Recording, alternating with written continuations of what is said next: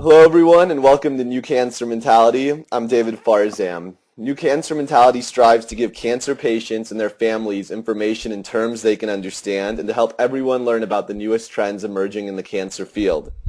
Today, we're extremely fortunate to be interviewing highly acclaimed thoracic surgeon Dr. Robert Cameron. Dr. Cameron received his medical degree from the David Geffen School of Medicine at UCLA and later went on to do both his surgical internship and residency in the UCLA Department of Surgery. He completed a surgical oncology fellowship at the National Cancer Institute of the National Institutes of Health, followed by a fellowship in Cardiothoracic Surgery at Cornell-New York Hospital and Memorial Sloan-Kettering Cancer Center. He is certified by both the American Board of Surgery as well as the American Board of Thoracic Surgery. Dr. Cameron is a professor of clinical cardiothoracic surgery and surgical oncology at UCLA and the former chief of the Wunderman Division of Cardiothoracic Surgery, as well as the current director of the UCLA Mesothelioma program. He also is the current chief of the Division of Thoracic Surgery at the West Los Angeles VA Medical Center. Thanks again for being with us today, Dr. Cameron. Thank you, David, for inviting me.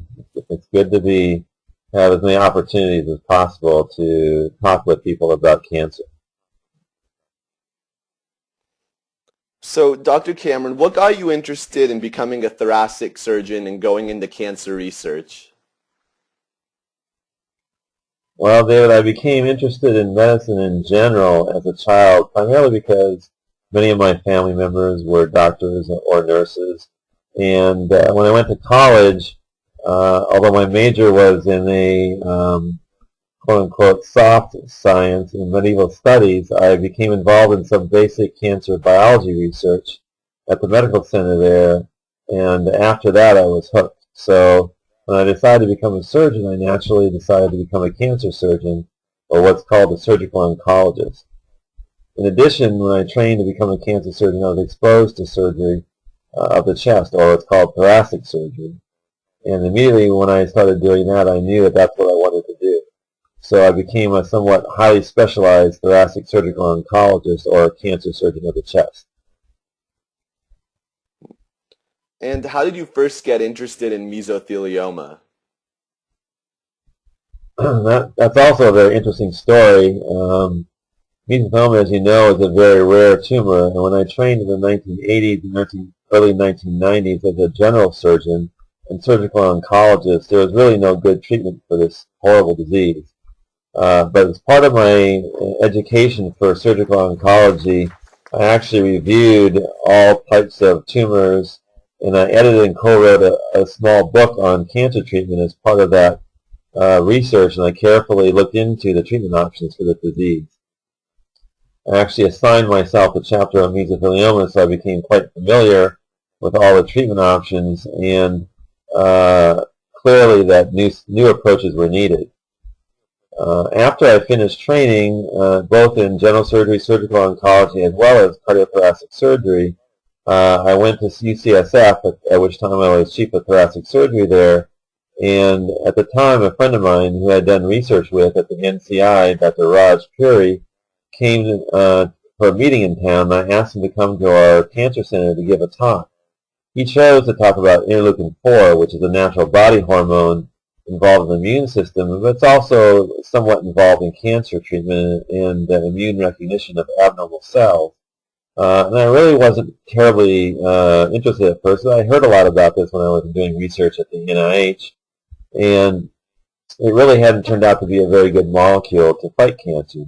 But he had taken it a step further and tagged it with a toxic molecule based on the interleukin-4 molecule that's a natural body hormone. And he had done screening tests with a number of cancer cell lines looking at to see if this molecule could actually kill cancer cells. And he had looked at a number of cancers, including breast cancer and colon cancer and lung cancer. And these cancer cells had actual receptors on their surface of the cells that would bind this toxin and would kill the cells. And to give you an idea, normal cells that use IL-4 have maybe a few hundred, maybe 200 or 300 receptors on their surface, And these cancer cells had somewhat higher numbers, including up to 500 to 800. But interestingly, he mentioned at the end of his talk that the cancer cell line that he had tested that had the highest level of these receptors, which very specifically bound this molecule and actually ended up killing the cell, were mesothelioma cells. And they had over 10,000 receptors on their surface, which made them exquisitely sensitive to this toxin. And so even though he wasn't a clinical physician, he actually gave me the idea of using this toxin for mesothelioma patients during and after surgery. And this is what initially got me interested in doing research in this cancer, and also developing a comprehensive program to treat these patients because they really had no other options. So it's kind of a random event. However, that's how most cancer research is furthered, in that most of the things are not suspected or even thought of at the time, but when they're found, they actually become quite useful. And could you define mesothelioma for our audience? What is the difference between pleural and peritoneal mesothelioma? Mesothelioma is a cancer that occurs of lining cells, and lining cells are the cells that line cavities when you're developing as an early embryo. And so there are several cavities in your chest. One is several cavities in your body when you're developing. One cavity is the chest cavity, the abdominal cavity, and there's other cavities including the heart cavity or the pericardium. And it's the cells that line these areas that are actually inside the chest or inside the abdomen, but outside the organs, which are the cells that turn into mesothelioma. Pleural mesothelioma is much more common than peritoneal mesothelioma and is referring to the occurs in the chest. It also occurs in the heart sac, which is also called pericardial mesothelioma, but that's even more rare than the abdominal or the pleural variety. So peritoneal mesothelioma, in addition to that's just the location. In addition to the location, there's actually different types of mesothelioma, or what we call histologies. And these act completely differently depending on which type they are. The most common kind is an epithelioid tumor, or epithelioid mesothelioma, which are the big fat cells. And then there's another tumor type called the sarcomatoid mesothelioma, or ones that are made of small, thin, almost cigar-shaped cells. In addition, there's a combined or mixed variety called the biphasic type, which is made up of both those cell types together. So when you read what you see on the internet and the medical literature, most of that what you read relates to the epithelioid tumors and not really to the other types. Since I'm a chest surgeon, and from now on I'll limit most of my comments to pleural mesothelioma and not really address what goes on with peritoneal mesothelioma. So, Dr. Cameron, how common is mesothelioma among the general population? Pleural mesothelioma is actually a very unusual or even rare cancer. It only occurs, estimated, approximately 2,000 or 3,000 people each year in the United States. The actual true number, though, is not really known. It's not really being tracked. But a total of over 1.2 million cancer cases occur each common skin cancers, and that includes 170,000 lung cancers, over 200,000 prostate cancer cases each year. So you can tell by comparison that mesothelioma is a very rare disease. And how do most patients get malignant mesothelioma? The one cause of mesothelioma that is not debated by anyone is that asbestos exposure certainly has been linked and causes this. This was first noted in the early 1940s and 50s, but it wasn't until 1960 when a really well-known report from South Africa about the increased incidence of this terrible disease in asbestos miners, the medical community became educated about asbestos risks. There have been some other potential causes that people have hypothesized about, including radiation and other certain exposures. However, when you look at those carefully, many of those patients are people, and the problem with identifying causes, including asbestos exposure is that the exposure could have happened easily 40 years or more of that exposure, and so the other things that come up are often the things that people think cause the cancer, but it's really the remote asbestos exposure that did it. So other than asbestos exposure, there really is no definite proven cause of mesothelioma. What are the common symptoms of a patient suffering from pleural mesothelioma? Well, generally, patients develop a combination of three main symptoms. A triad is their shortness of breath, often due to fluid on the inside, chest discomfort or pain. One or more of these symptoms occurs in up to 90% of people with this disease. However, some people have it detected incidentally on an X-ray and have absolutely no symptoms. What are the diagnostic tests used to search to see if a patient has malignant mesothelioma? By that I mean a surgical biopsy, a CT scan. Could you elaborate on this? Sure. A lot of these patients or people present with symptoms that are confused with colds, pneumonia, and other things. Pneumonias occur very commonly in the United States, and so when somebody goes to see their primary doctor with these coughing complaints and shortness of breath, they're often felt to have other problems and treated for such. So a lot of the testing that's done is done only delayed because they don't get better after being treated for what's commonly diagnosed as a pneumonia or other infection. So the tests commonly used include imaging studies, such as simple chest x-rays initially, to more complicated chest-computed tomography, or what's called CT scans, positron emission tomography, or what's called a PET scan, and even magnetic resonance imaging, or MRI scans. When these imaging studies show uneven thickening of the pleura or the lining of the chest, or unexplained pleural fluid, the diagnosis of mesothelioma should be at least suspected or evaluated. And oftentimes patients to pulmonary doctors or their primary doctor and ultimately have some fluid that's in the needle, and that fluid needs to be sent for test. The process of aspirating the fluid out of the chest is called a thoracentesis, which just generally means taking water or fluid from the chest. The fluid can actually give you some hint as to the possibility, though it's not real accurate. So, but that's one of the first things. If there's fluid, there's some thickening around the chest. A needle can be placed in order to gain a piece of that thickened tissue, or it can be done with what's called a thoracoscopic surgical biopsy, which is camera-guided or done with video technology. It is extremely important to have the biopsy material reviewed by a pathologist like at UCLA, because the diagnosis of mesothelioma is a rare diagnosis. The actual criteria that's used is not well defined necessarily, and so there is some interpretation involved. And occasionally we've seen people who come in that have been told that they have mesothelioma when in reality they actually don't. So it's important to have it reviewed by at least a couple of pathologists. Could you give a brief overview of the stages of mesothelioma for our audience, as well as a history of mesothelioma and the treatment modalities used over time to treat mesothelioma patients? Sure.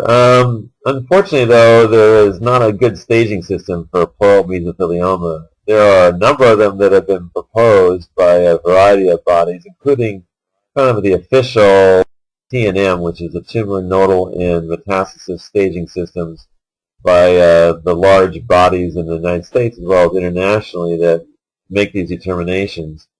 However, these systems currently have been based primarily on lung cancer, which is a completely different type of disease. And there's data now that's being collected to revise these staging systems because it's widely believed that they are basically inaccurate. But give them an idea of basically the three important extents of the disease, or you could call the stages. So the most important findings in terms of the tumor stage is that the extent of the tumor, that is, does the tumor extend only within the chest, within the pleural cavity, around the lung and into something else, like growing between the ribs, actually into the ribs, into the middle of the chest called the mediastinum, and other places. If the tumor is just limited to that area inside the pleural space, then that's really kind of a could be considered a stage 1 tumor, just limited to only the pleural space. To spread just to the local area, which includes the lymph nodes in the area. And although there's differences in different areas of lymph, it's really important in lung cancer to distinguish the differences, but in mesothelioma it's not really certain as to whether there's certain lymph nodes that are more important than others. So just in general, if the tumor has started to spread to lymph nodes, then you can consider it more or less a stage. If the tumor either grows into something that cannot be removed, like the esophagus or the heart, or spreads to even the peritoneal cavity from the chest, then you can consider it a stage 3 tumor. And finally, if it spreads to other organs, which it occasionally can do, stage 4.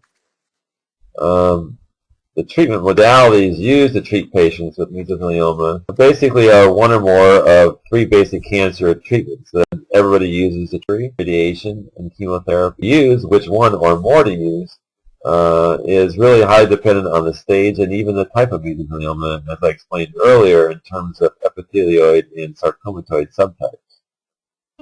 The most important thing to realize is that there really is almost no what we call randomized trials or information for the treatment of mesothelioma. That is, everything that's been talked about on the internet and in the medical literature has been limited or physician groups, and there's been heavy regional biases and beliefs that are included in those results, and that leaves most of the claims of benefit as being unproven, and often actually totally different depending on who is selecting patients for that treatment.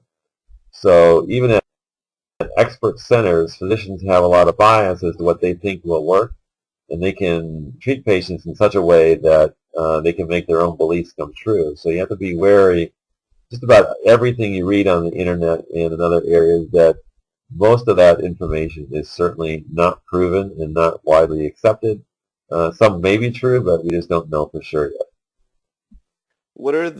I know you went over this already, but what are the treatment options you currently use to help patients with malignant mesothelioma? Well, that's a difficult question because there are lots of different issues with that. So, as I mentioned, one of the most important determinations of treatment is the type of mesothelioma.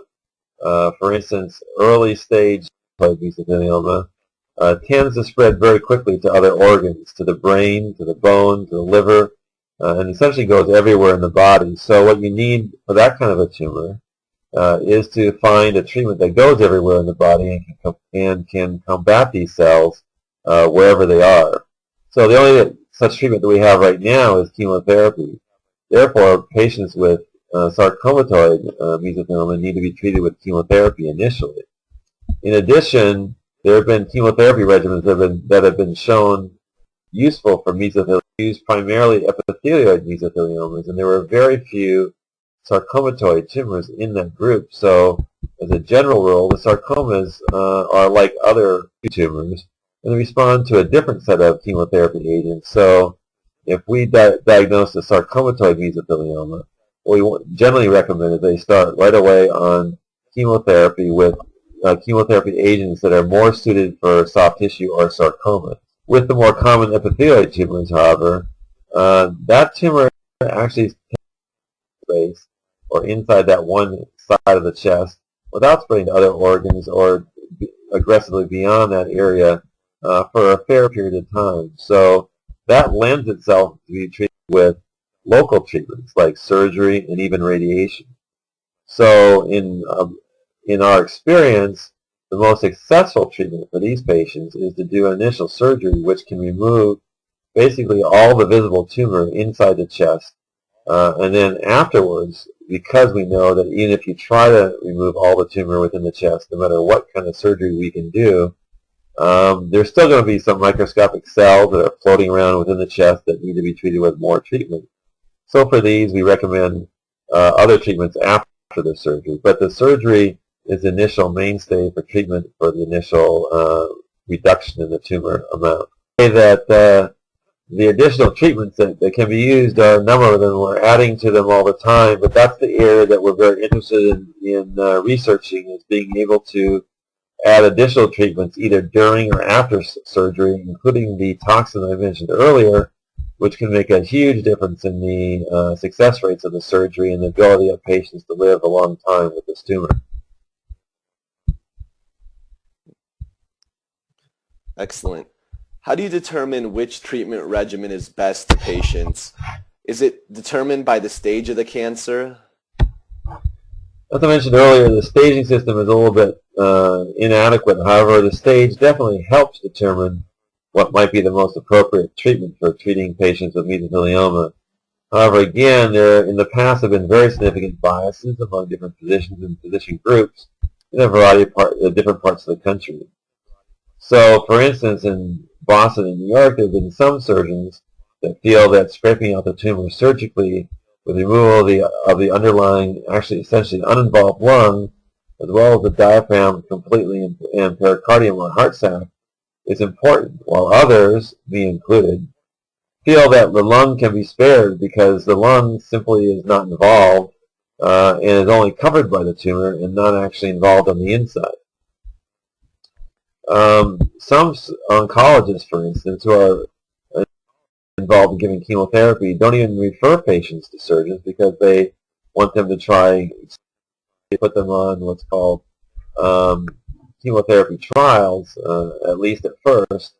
And for epithelioid pleural mesothelioma, that does not involve disease outside of the chest and likely is more limited in its scope, that kind of approach can actually be very detrimental, as it allows the tumor to grow in a number of patients and then become untreatable. And therefore, there is really a need to, again, have more defined clinical trials so that the individual biases of the centers that are treating does not come into play and give patients and people, they should take the way that the physician is telling them.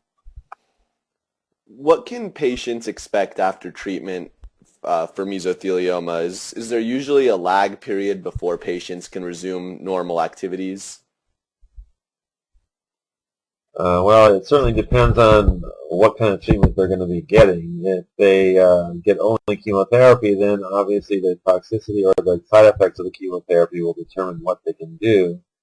If they're going to have surgery before the patients can expect to resume what would be termed normal activity, varies tremendously. For surgery, the recovery, when it includes radiation and the radical kind of surgery that involves scraping the tumor off of all the surfaces on the inside of the lung, even if you don't remove the lung itself, can often take 3 months or longer.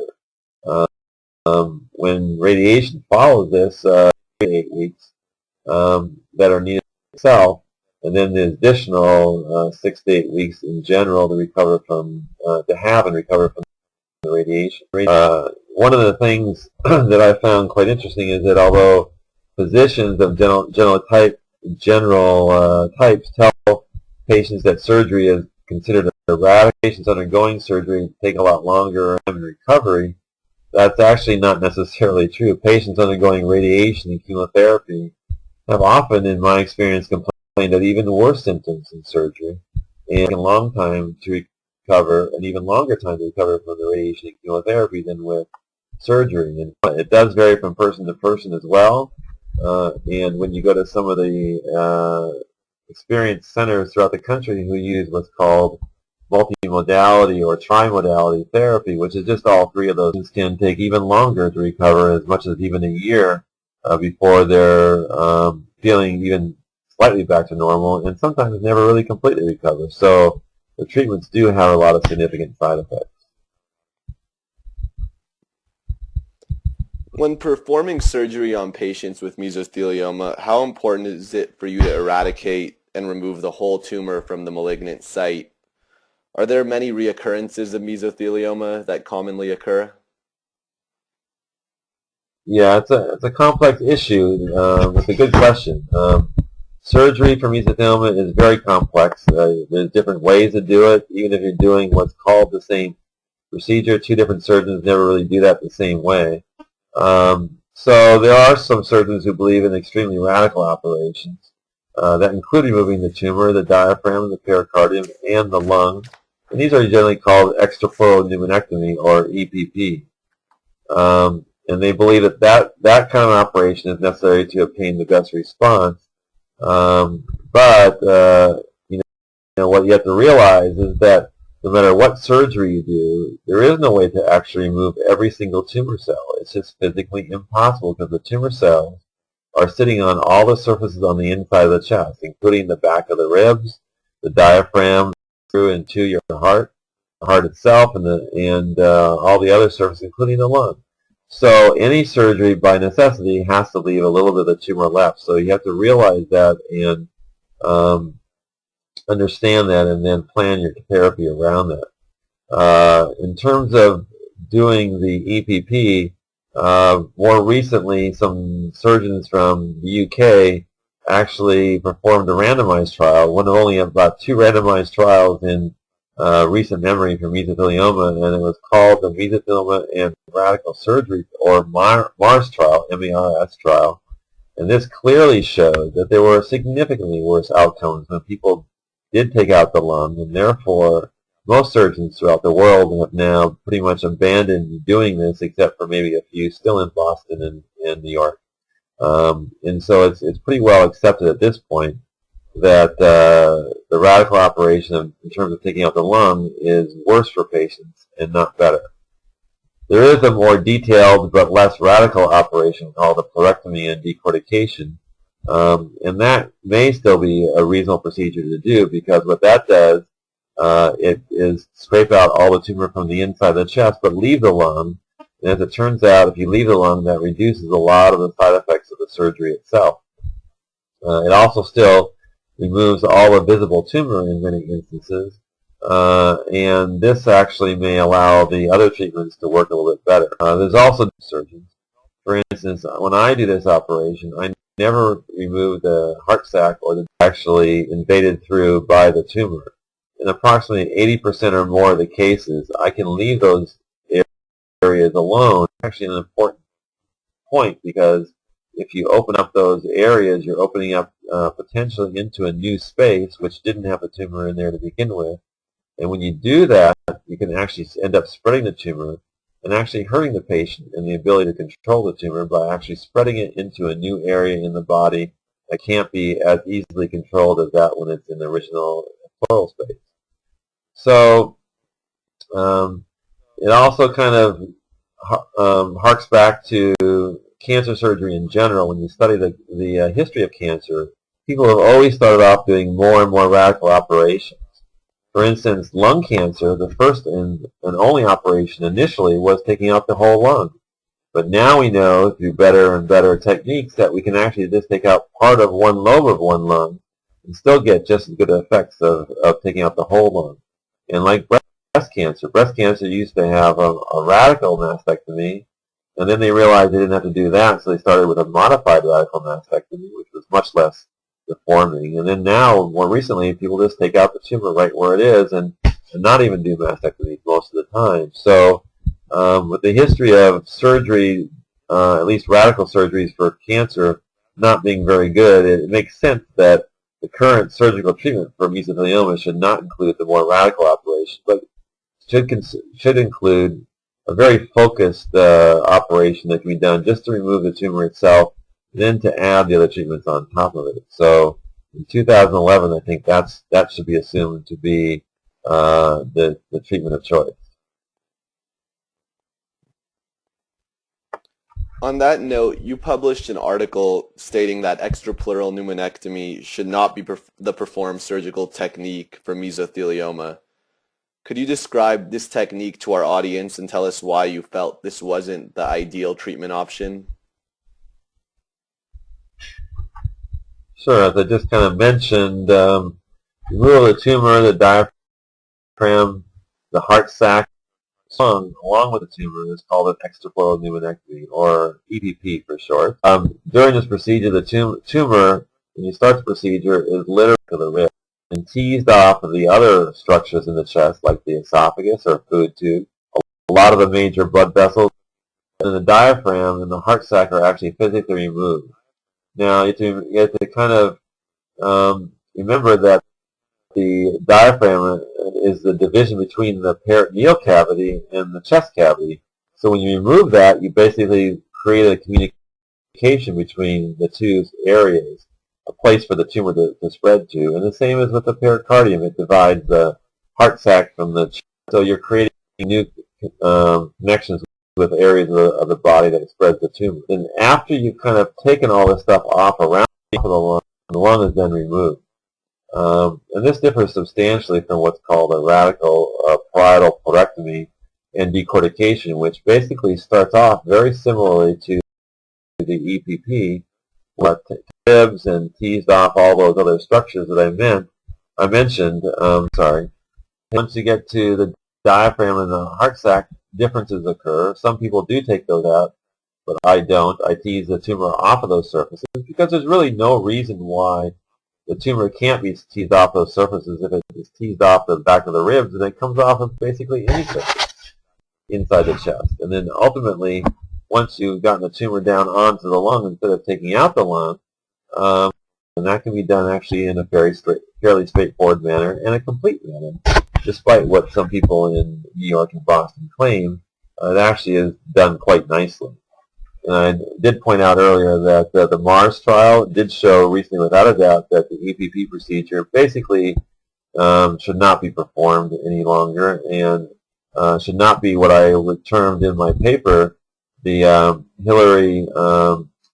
Edmund Hillary operation of a chest cavity, which was an operation that we did only because it was there and not because it did any good. So the porectomy and decortication procedure, however, still may have application and still has some evidence to support its use. Dr. Cameron, I feel that due to its low incidence and survival rate, many mesothelioma patients don't have as many treatment modalities to choose from. First off, do you agree with this statement? Are there any new treatments in the pipeline that you are working on or others are working on that you feel could potentially be helpful to mesothelioma patients in the upcoming future? Well, hopefully, yes. I mean, the answer, I think, is a little bit yes and a little bit no. There are really no really high effective therapies when you're talking about mesothelioma. However, I think an important thing that I tell all the people that I talk to about mesothelioma and all my patients is that I think you have to adjust a little bit your expectations. Most people, when they get cancer, just want to get rid of it. They want to be cured.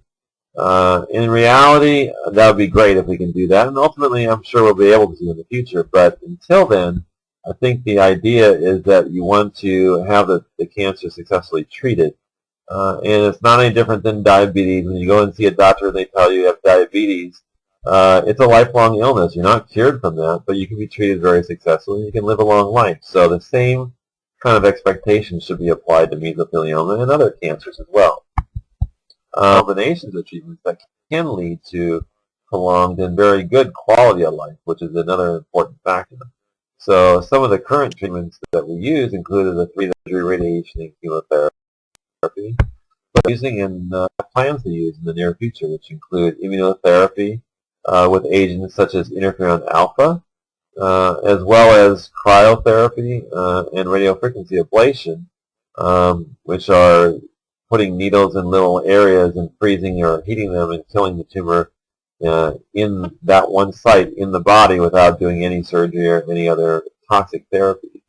That, as it turns out, has been one of our biggest advances in mesothelioma, because after you do any types of surgery, the tumor almost, not invariably, but almost or very commonly comes back in the same area, inside the chest.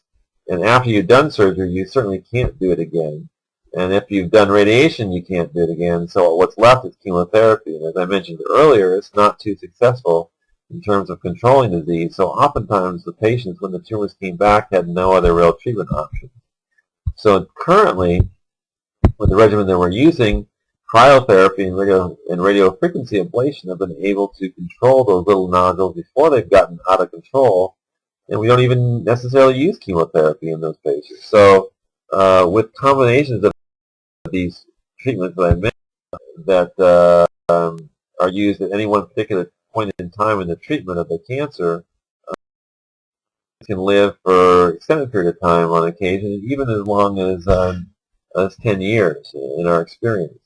So again, these patients that live a long time are not cured of their cancer, but live with the cancer. Actually, oftentimes they may have lung nodules, for instance, that we know are cancer, but that may sit there and not grow very much, and we just don't treat them if they're not causing any problems. But as far as the future goes, I mentioned earlier that we are extremely excited about this IL-4 toxin or immunotoxin that I mentioned earlier that we came upon kind of incidentally because it is very specific for mesothelioma versus regular cells, much more so than typical chemotherapy agents. So it holds a huge promise of being much more successful in getting us towards that elusive cure. The problem with the development of this toxin, to be honest with you, has been that the toxin has been licensed by some small pharmaceutical companies which don't have the resources to really develop it. And unfortunately, in the cancer world, when it costs $100 million to develop a drug or even to run a clinical trial for a drug for the FDA, you need to make money after you do get one approved so that you can pay back all that huge developmental cost. And with mesothelioma, when you talk to drug companies or pharmaceutical companies, and you tell them that there are 2,000 or 3,000 patients a year that have this disease, they don't see the dollar sign. And so even though something may be very worthwhile to develop, they're not interested. So we're left with applying to various governmental agencies and raising donations to try and conduct our clinical trials, including applying to the Department of Defense. However, even though the Department of Defense has been involved a lot with people being exposed to asbestos, including in the Navy and in the shipyards that they've been involved with, they have not seemed to be too interested in funding any of these treatments for these unfortunate people. So even though that we've been applying to these government agencies, nobody has been very interested in funding this, so we're still left still trying to raise the funds to actually conduct that clinical trial. And in fact, if you were to look at the FDA, they would give us approval within 30 to 60 days to be starting a clinical trial, and if we just had the money to do it. Interestingly, some people feel that asbestos is not going to be a problem in the future. It was quote-unquote banned in the 1970s, and it's just going to go away. And in fact, a lot of the governmental agencies feel, or wrongly feel, that might be the case. However, asbestos actually was not banned in the U.S. It's not used nearly the way it was before because of the liability issues. But you can still find it anywhere in the United States. You can find it in brake pads, which are still almost exclusively made out of asbestos. And you can go to hardware stores, which I did just a couple of years ago. And I was just looking for something else, and I looked up on the shelf, and there was a gasket there. And if you know anything about asbestos, gaskets previously were made a lot out of asbestos. And so I just looked at the gasket, and it turned out on the back of it, it listed the makeup of this gasket, and a third of the substance was actually asbestos in that gasket that you could just buy for a few dollars in your hardware store. So although fewer companies are using it, in fact it is around all over the place. And even in the World Trade Center disaster that we're very acutely aware of this time of the year, literally tons of asbestos used in that building, and when it fell, those fibers fell out all over a huge population, and I'm sure that there are a number of people from that population that will eventually potentially develop mesothelioma. So I'm hoping that we can have better answers for them when they do. Can mesothelioma be a chronic disease that patients live with? Well, we certainly hope so. That's exactly what we have proposed for mesothelioma treatment goals. So just like I mentioned earlier, high blood pressure, diabetes, these are all diseases that can't be cured, but people, when they're diagnosed, don't time, no matter what people tell you, no matter what physicians or surgeons might say, cannot be cured. But there's a real possibility that can be a longer-term control of the tumor when it's done reasonably, and the ability to live with the tumor rather than trying to conquer the tumor is the process to use. And this also preserves quality of life for the patients, for instance, rather than putting them through extremely difficult what is called trimodality therapy that most of which has absolutely no effect on the patient and their ability to live. We strongly support reasonable treatment options for patients that provide proven benefit and reasonable chance of prolongs life and maintains the quality of that existence. Again, there are some people that will take unfair advantage of, I think, pretty much of patients because they know that they are desperate and they're looking for treatments. Kind of proposing, I want to do everything, I want to get the tumor out, I want to do this kind of thing, is a very pervasive thing in cancer patients. And to satisfy that need, people will agree to do almost anything, including doing surgeries that have a ridiculously high chance of dying just because they feel they have no other option. And it's very easy that feeling in patients and have them do things that they wouldn't normally do by telling them that you have a possibility of curing them. So I think it's very important to be honest and to tell people, and I strongly disagree that people need to be told that we're going to try everything because that's not necessarily the right thing to do. I think a more rational approach in treatment, including benefits as well as risks, needs to be weighed and be explained to people so that they can choose which treatments that they want to pursue. I've met with a lot of patients with mesothelioma and explained the same thing to all of them, and it's interesting that some people will choose really not to do any treatment. Some people will choose to be very aggressive, and a lot of people will choose to be in between. So you can't make that decision for people. You just got to give them pretty much as much facts as. So a relatively new FDA drug combination of pemetrexed and cisplatin was approved by the FDA for asbestos-related cancer. It showed 50% of patients surviving 1 year.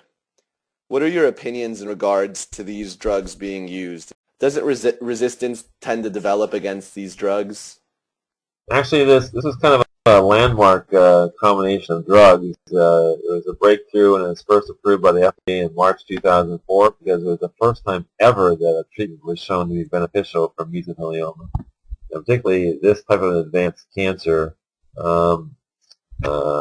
which was even more successful than actually that kind of treatment for lung cancer. However, there was only around 42% at best, which left over half the patients, nearly 60%, without any benefit. So, the use of chemotherapy also is somewhat problematic in that visible tumor is very difficult to measure in this disease. So patients can have what looks like tumor, but some of it can be fluid, as I mentioned earlier. And when some of the changes occur, people can see it as simply some disappearance of fluid, which may not necessarily imply a real tumor response. So difficulty in measuring the tumor leads to patients being treated or receiving treatment that it isn't working. The complete tumor regimen is very rare. And so most of the patients have only a partial reduction in the size or a measurable part of their tumor. And therefore, that is the reason why we use surgery as the initial treatment, because surgery in 85 to 90% of the time can remove all the tumor that we can see, which is equivalent to a complete response in chemotherapy and superior to that. Resistance does develop to chemotherapy usually, and in most chemotherapy regimens in most tumors, there is not much benefit beyond 4 to 6 cycles of treatment. And that's true with chemotherapy for mesothelioma. Normally 6 cycles are recommended, and that's it. There are other options, though, however, that have been developed more recently, and these are not necessarily FDA-approved regimens, but I've seen a number of patients that have been treated with what's called pemetrexed that you mentioned, and platinum agent as well as, by the way, pemetrexed is called Alimta in its trade name, and Avastin is also another commonly used medication that has been added in. And with that three-drug combination, there seems to be a lot more responses that are more meaningful. So in the future, if those are evaluated together, it may be that we have a more effective chemotherapy that we may recommend more often in an earlier stage. Also, when people get a little sick, they can't tolerate that kind of concentrated chemotherapy. Other combinations of the same agents that are given at lower dose on a weekly basis instead of every 3 weeks, and those regimens are sometimes tolerated a lot more consistent with managing this disease as a chronic disease and giving people small doses of drugs that don't give them a lot of side effects over a longer period of time and keeping them alive for a longer period of time. So, Dr. Cameron, how do you feel cancer patients should go about getting the right information for their particular type of cancer? Well, I think in general, genes in cancer are a very complex issue. And they should really listen to their oncologists as they explain these, because it's huge, literally tens of thousands of reports of how genes are found in different cancers and what they may or may not mean. But in general, as a cancer grows and progresses, more and more errors are made by dividing cells. And so what happens is more and more genetic abnormalities occur. Initially, there is what's called the two-hit hypothesis, and that believes that once two different changes occur in cells, then cancer develops, and one change isn't necessarily enough.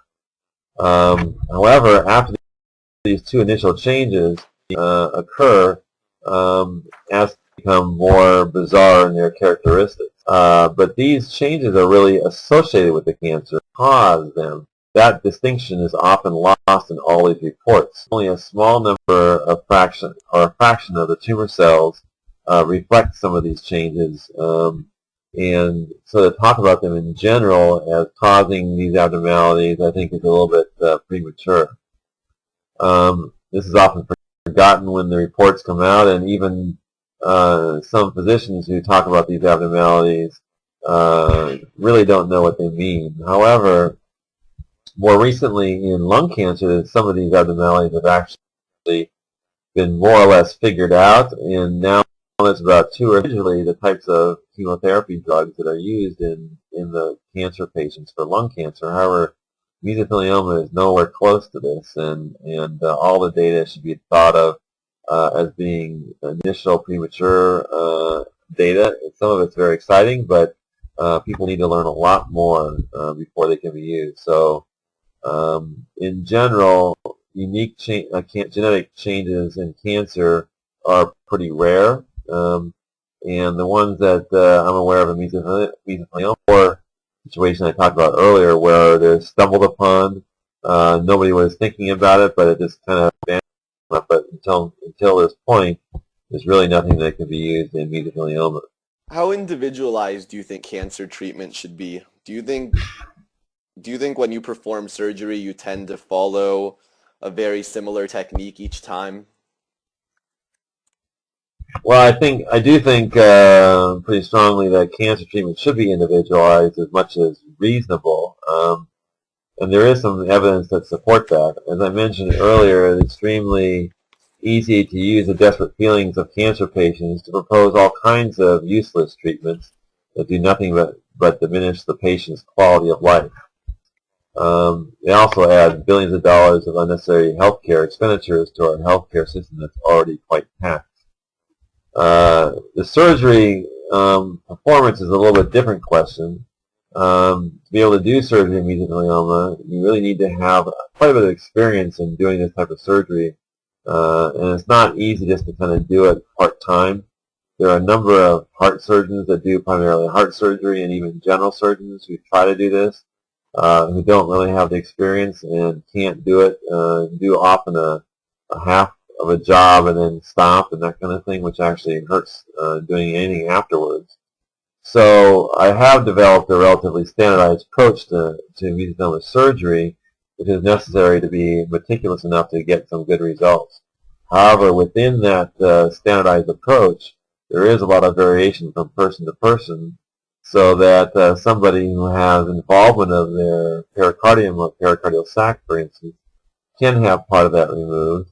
If somebody has part of their chest wall or the muscle between the ribs involved, they can have that removed. And so there are variations within the surgical technique that allow you to compensate for different findings from different patients. How important do you think prevention should be in mesothelioma? What are some good tips that you can give the general public to stay clear of this disease? Well, prevention, as always, is the key. It's much easier to prevent mesothelioma than it is to treat it. So it's very important. And in fact, we're very interested in my lab about this kind of topic. It's important to know that asbestos is still around, that how you can get it, including doing home remodeling.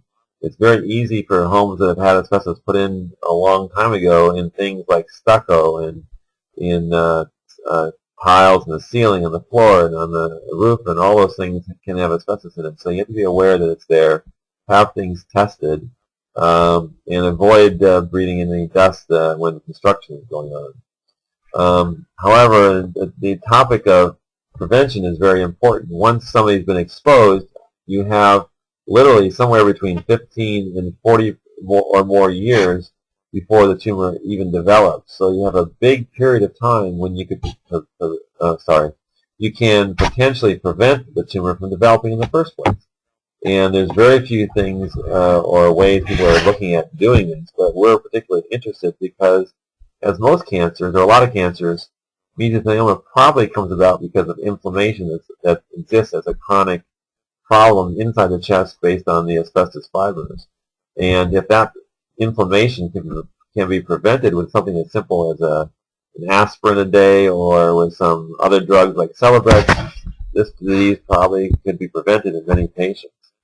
There are a lot of people who know they've been exposed, and so if we can find those people and treat them, then we can potentially stop this before it even occurs. So that's the opportunity that I think is very important to look into and that we're busy looking into in my laboratory. Wow. Cool. What is some advice you could give currently diagnosed mesothelioma patients in order to help them fight their battle with this disease?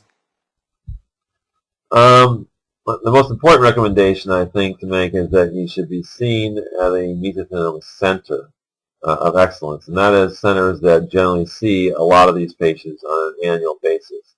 One of the unfortunate fallouts from the approval of effective chemotherapy for this tumor was that now any local oncologist can give chemotherapy for this disease, when in the past they had nothing really to offer. And so patients in the past were actually often referred to bigger centers that had experience, but now the first thing they hear is that they should just receive chemotherapy. That's primarily because there's very little experience in many local areas. It's important to realize that when pemetrexed or Alimta and cisplatin was originally and specifically approved for patients with mesothelioma by the FDA, in the terms that it was used for patients who were not eligible to have surgery, and that's the language that the FDA used. So, in light of that, patients who are being treated with chemotherapy really should be seen by an experienced surgeon to be evaluated for surgery, rather than has thoracic surgical oncologists in order to obtain the best treatment results. Excellent. Thank you again so much, Dr. Cameron, for your time. I can't thank you enough, and on behalf of everybody here at New Cancer Mentality, I really do appreciate your time here tonight and for educating everyone. Thank you for the opportunity, David, and good luck with all your endeavors.